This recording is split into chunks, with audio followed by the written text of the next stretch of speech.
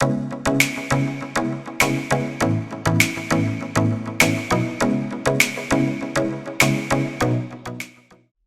and welcome to this instalment of CSO Executive Sessions Australia. I'm Ed Kennedy, the editor of CSO Australia, and I'm very pleased to be joined today by Scott Sawley, Executive Director of ICT Services for the University of Southern Queensland. Scott, welcome. Thanks, Ed. Lovely to be here. To start, Scott, can you tell us a little about your role? So it's always a busy space. So I think I could probably characterize it on two different dimensions. One, we're sort of continuously working to sort of mature our baseline. So the baseline, protective controls, detective controls, making sure we've got a good, solid incident response framework and process in place. And that's just like the critical maturity of working on moving the curve upwards. The other side is we're certainly moving from a cybersecurity perspective to a cyber resilience posture. So we are just continuously under attack, as most people are, whether they realize it or not. So there's that continuous stream of incoming things, which the baseline helps us take some of the noise out. But it's really important to sort of always be watching for what the signal in the noise is as well, which are the new attacks. The cyber resilience is really about anticipating attacks, anticipating new attacks, continually building your controls to make sure that they're picking up the things that matter, not just improving an already mature control that is effective. So really trying to find that balance of actually trying to predict what is the next thing that's actually going to impact us or could impact us, and putting in place controls in front of that. So we're sort of trying to be ahead of the game, and even if we're 30 seconds ahead of the attackers, that's a really good place to be. We probably never are. But I think if we're basically making sure we have a good baseline, plus that little bit of predictive anticipatory cyber resilience, that will sort of serve us well. And so we're certainly following those two dimensions. 2023, of course, follows an immensely eventful one in cybersecurity in 2022. How would you reflect on the year prior in the field? Yeah, so 2022 was sort of a heck of a ride. I think we saw a little bit of everything, but really lift the awareness in the broader public and also at the senior executive and board levels about cybersecurity. They're always aware, and it was always one of the concerns, but it just sort of massively escalated and amplified that. We saw the geopolitical tensions sort of amped up as well. That sort of caused a bit of sort of a roller coaster ride in some of the types of attacks we were actually seeing. We saw obviously the big data breaches, the big ransomware attacks, which were very mainstream, reported very widely, impacted millions of people. So all of a sudden, cybersecurity becoming something people were aware of became something either you were affected or someone you knew was closely affected, and that really sort of changed the perspective. But it's interesting how the government has always been working in the background for a number of years. They've really amped that up, and that's sort of I think it's accelerating and sort of set the environment for the next couple of years, where we will just see sort of a real acceleration of probably regulation, certainly interest from the markets and from boards, and certainly an increased awareness from individuals about what they need to actually be doing, and hopefully it's more than just being concerned about it. It actually translates into something they can actually be doing to sort of better protect themselves. How do you see 2023 shaping up in cybersecurity? So it's interesting. I think we've seen a shift. So as things get more mature on the sort of cybersecurity control side, we see the attackers moving and pivoting. And they will always move to places where their success chances are greater. So, they are rational actors and they move to areas where their return on investment is good. We're certainly seeing a rise in the attacks against sort of our identities. The identity surface is the new attack surface. It's less about the perimeter and 0 days currently. And as you look at sort of the attacks against the identity surface, we're seeing MFA being rolled out much more broadly, or more sophisticated controls around authentication and authorization. But then personally, we're actually seeing a significant increase in MFA bypass attacks. So as the control improves, the attackers will attempt to bypass it, obviously. So MFA is not just I've turned MFA on, I'm good to go. Now you need to sort of continuously be upgrading your MFA posture as well. And you always need to be improving more and more and more. And one of the sort of the undersung things I think needs to evolve more is a greater focus on decision making in cybersecurity and cybersecurity control rollout. So there's so much we can actually do. There's so many solutions on the market, and there's so much opportunity for new controls against new attacks. I think choosing where we deploy our scarce resources will become increasingly critical now into the future, because we don't have unlimited funds. The attackers seem to have unlimited funds, so there's always been this conversation about the asymmetry of cybersecurity, where the attackers have unlimited time, unlimited funds, where we are sort of like limited time and limited funds. Decision making is sort of one of the things that we can actually sort of help balance that out.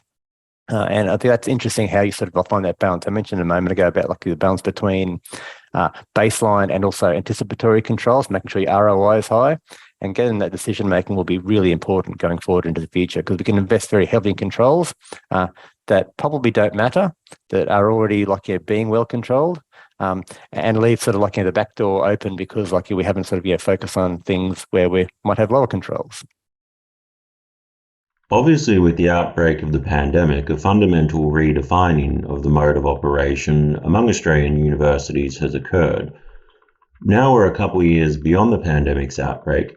Institutions have had time to formulate a plan in response to it, as well as see elements like vaccines come into play, which have further assisted us to get to the new normal. When looking at the university sector as a whole now compared to the early days of the pandemic, what's pleased you most about the response to the challenge in terms of cybersecurity? So cybersecurity happens in parallel to the pandemic. So I think one of the things that actually we saw with the pandemic is many things shifted online very, very quickly. So we sort of had to see that digital transformation effort happen. And that had to happen alongside a commensurate sort of, shroud of cybersecurity to try and protect those new initiatives.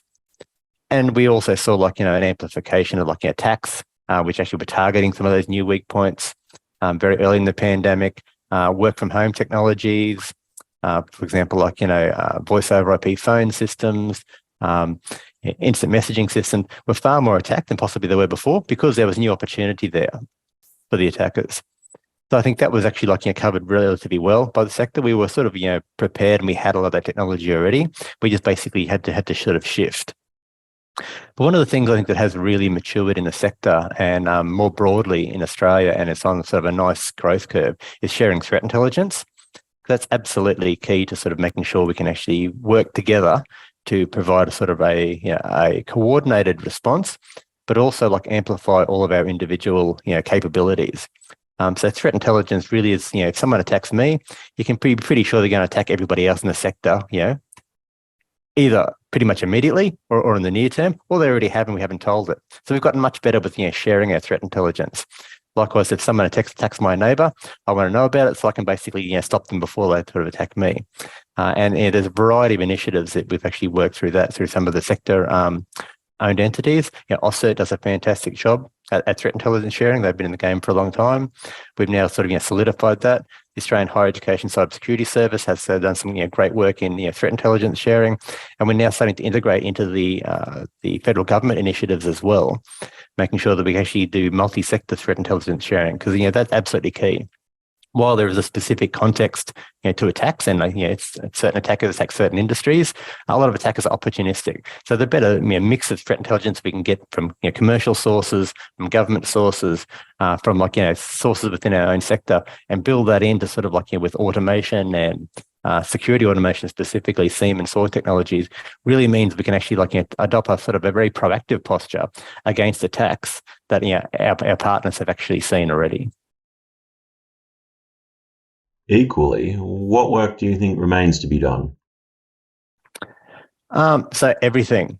One of the real challenges about cybersecurity that has always sort of attracted me to it is every attack that has ever been successful is still valid today, because somewhere there's probably something sitting on your network or someone sitting in someone's cupboard at home which is unpatched or still vulnerable. They can pull it out and plug it in. So we need to be sort of very mindful, actually solving all of those sorts of problems in really, really smart ways.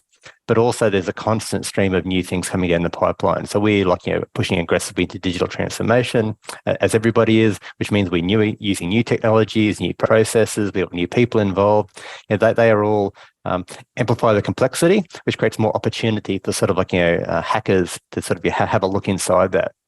So it's sort of a continuously changing landscape. And I think if you're looking at sort of a static control framework, which is very, very valued for historical things, that's probably going to leave you behind.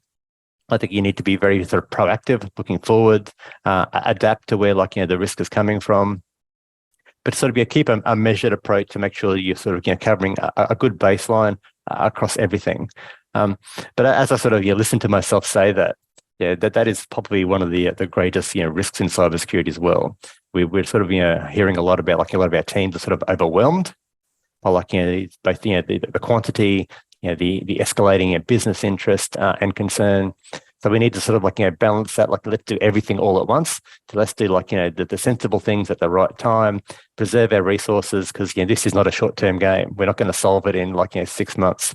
We need to make sure we have a very sustainable cybersecurity effort in all of our organisations and across the sectors. The implications of generative AI for some aspects of the education sector are very immediate and apparent right away. For instance, many teachers have been wrestling with how to approach the use of chatbots in their students' academic work, and that conversation continues to grow as the technology continues to advance. But when looking beyond the classroom to the wider operation of a university's cybersecurity, what would you say are some of the underappreciated but important aspects of such emerging tech? It's interesting. I think the generative technology has come on us really, really fast. We certainly have been using machine learning and deep learning for quite a few years in various aspects across sort of our perimeter defense, across sort of our identity attack surfaces, certainly in correlation of our detection mechanisms in our SIEM systems. So I think AI is relatively well understood in the sector. The opportunities and risks with the generative stuff, as we sort of put in transformer algorithms in front of all this data, is very new, and I think it's sort of crept up on us. So as I've sort of been listening to sort of people's approaches, it hasn't really evolved past saying we're going to use ChatGPT to write more phishing emails, and it'll make them more context sensitive and aware. I think that's probably true, but I think we're yet to see the really interesting things where generative technology could come into play. But I think there's a real sort of set of risks around that. I saw an interesting conversation the other day where a security researcher was basically asking ChatGPT, for example, which is the generative technology which is in the media today and will be for a while. How would you attack this organization? And of course, ChatGPT came back and said oh, sorry, I can't do that. That's unethical. And then they sort of re-engineered the prompt a bit a couple of times until they actually got ChatGPT to sort of walk them through. This is how I would attack the organization if I was a security researcher and had to write a paper which actually needed to be informed about how to protect this organization. And essentially what it did was just walk through the MITRE ATT&CK framework, from start to finish, saying you could do this and then this and this, and this is how it sort of builds. But the difference about generative technology as opposed to sort of some of the more descriptive and responsive technologies is it can generate new insight based on pulling together different perspectives. So I think that that context-specific, both attack and defense, is potentially an opportunity for generative technology, but it'll take a while, sort of that to be built into products. But I think there's a lot of investment in the sector, so I'm really sort of looking forward to how some of that will change beyond just just generating new chunks of text for phishing emails. Futurology is, of course, always an imprecise science. After all, if we believe some of the predictions from bygone decades, we should perhaps be asking today in 2023 where our flying cars and teleporting machines are. But it's also the case that some thoughtful predictions based on existing data now can shine a light on what we would expect to see happen in years ahead. So let's skip ahead a bit to 2030. Can you paint us a picture of what you feel could be cybersecurity pain points then? So I try not to be an alarmist, but you could certainly paint some sort of nightmare cybersecurity scenarios. But if you're projecting forward from where we are now, things like the rise of automation and hyper-automation which means like, some, doing things, faster than humans can actually react to, both on the attacker's side, and that needs to be measured with on the defensive side. But then you start combining that with related technologies like, so generative AI, where all of a sudden, like, a sequence of steps is happening super fast at machine speed.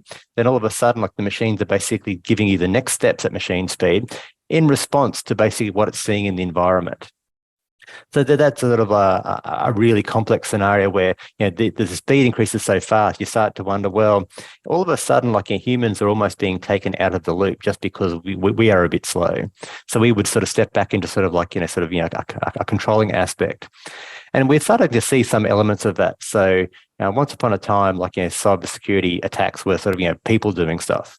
And then you saw the rise of like, toolkits and like,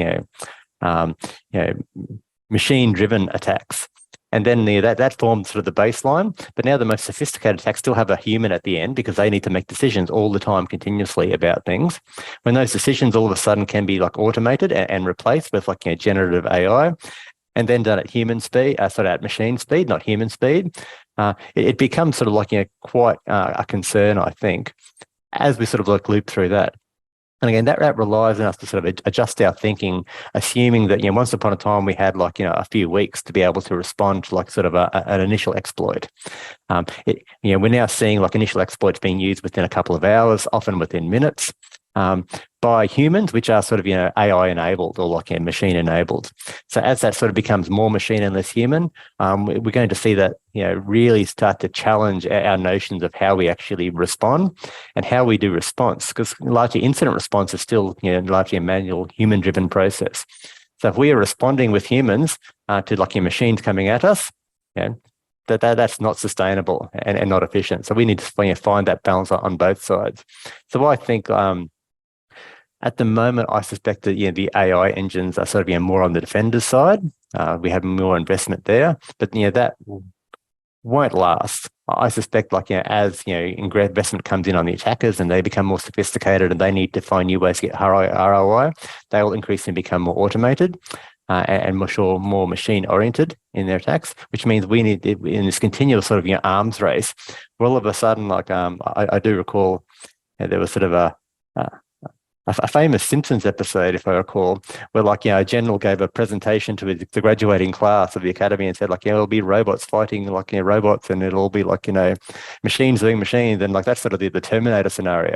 And I don't think it'll quite get there because humans instinctively like to have a little bit of control, but the speed and the level of impact that a human can actually have will actually progressively like, change into sort of a different environment. So if you're not sort of working on that now, it will surprise you one day. Just as you've detailed the potential pain points, what should we be doing now? And also, what are we aspirational shall be developed and soon ready for use so that we can meet and respond to these pain points? So I think it's interesting. There's some very different perspectives on how the cybersecurity sector works, both from like, within the people charged with like, defending organizations and data versus like, security vendors trying to, sell us things. And also, the government has a different perspective as well. But some of the problems, some of the fundamental issues really can only be dealt with, by government because, they are sort of the ones with like, the ability to sort of, deal internationally, work through legal frameworks. And there's things there which individual organizations, and even cybersecurity vendors can't do. And ultimately, it's about changing, the motive and the opportunity and the means of like attackers, and that changes the dynamic. So that's probably the thing that actually would most, change the environment and the landscape. And there is a lot of work happening in that space. So all of a sudden, like, if our ransomware crews never got paid, that probably means that they would like be a little bit less interested in investing their precious time. If all of a sudden it was much harder for like for attackers to attack us because we basically just like cut off access to anybody or countries that will like use as like major pivot points for attack. That all of a sudden changes their opportunity. And if we work with other governments to really like crack down on attackers where they come from, that sort of reduces their means and their ability to sort of like build sustainable like, criminal organizations. But that requires government policy, a high level of government cooperation, And that I think is quite challenging in our current geopolitical environment. And you've seen that over the years it sort of waxes and wanes. The geopolitical environment is very friendly. You can actually see some of those sorts of attacks being muted by law enforcement. But when the geopolitical environment isn't very friendly, law enforcement starts to lose its impact to sort of work with countries where attacks are coming from. That's not to say that it's easy to categorize into sort of different countries or to states. But as a generalization, it actually is pretty accurate. We certainly see a high proportion of attacks come from certain places, so we know they are higher risk, and we can sort of factor it into our defences. But we have very little ability to sort of change that motive, opportunity, and means conversation on the attacker side. So I think that's something that I really would encourage everybody sort of think about. And play a role where they can, because that sort of changes the dynamic, and that fundamentally changes one of the issues we have, the fact that the volume of attacks is growing and sophistication of attacks is growing, and their resources on the attacker side are growing. We need to change that to sort of help give ourselves a chance in the future. What insights would you like to share specifically with cybersecurity professionals keen to learn more from another professional in their field? The cybersecurity by itself is almost becoming its own discipline. So certainly it was born out of information security, which was probably born out of network security.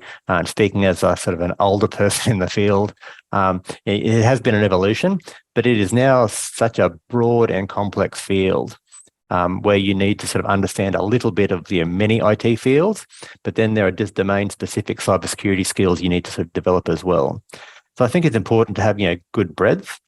But also within that breadth, there's a lot of specific roles people can actually have. So you don't need to be highly technical to work in cybersecurity anymore. You could be a cybersecurity policy analyst and not know how to program or code, or have just sort of your routine technical skills for administration, for example, without a big IT background. And that's really, really important to sort of build out the capability of the profession broadly. But if you're sort of new in cybersecurity, I would sort of encourage people to, get a lot of breadth, at least be able to understand all the different parts of cybersecurity. So when we sort of will teach, cybersecurity in our master's program, that's one of the things I try to portray strongly is you need to understand a little bit of everything. But then when you actually find something really is your niche and your groove, then you can go deep into it. And that's sort of the notion of a T-shaped professional, which is probably good career advice for anybody in IT and most people. If you have a good baseline, lots of breadth, so you can actually use transferable skills across a lot of different domains, industries, but then you want to go sort of niche, because niche is basically where you can actually add a lot of specific contextual value, and that differentiates you from other people when you're going for jobs as well. And then there are certain jobs where you need deep experience, but your deep experience really is only realized when you can have that conversation with many, many people across broad fields. So I think the concept of a T-shaped professional is quite important. So don't be afraid to specialize, but don't lose contact with the broader group as well. And with that last question here, that brings us to the end of this conversation. Thank you to those in our audience, and Scott, a special thanks to you for taking part in this chat. Thanks, Ed. It's been an absolute pleasure. Just as this has been a great conversation here, please keep an eye out for another installment soon of CSO Executive Sessions Australia.